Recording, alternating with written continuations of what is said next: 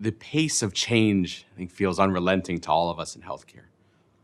We wanted to better understand what was happening on the front lines of healthcare. How is behavior being changed by increased public and private cost pressure, by increased technological evolution, and continually evolving regulations?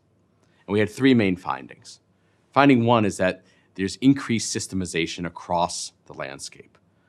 This is increased physician employment, it's increased use of analytical tools, and it's increased use of clinical tools and metrics.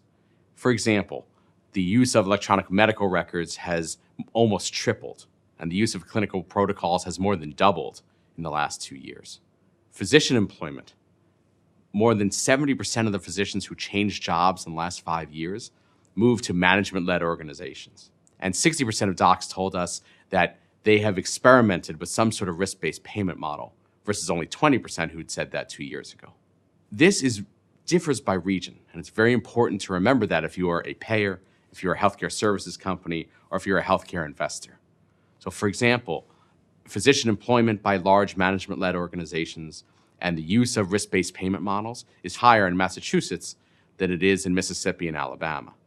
And so it's very important to look at the local market structure as you make portfolio-based decisions if you're in those businesses. But this is not all rosy. So the likelihood of recommending your place of employment as a place to work by a physician employed in a large management-led organization is 30 points lower than it is if you're employed elsewhere.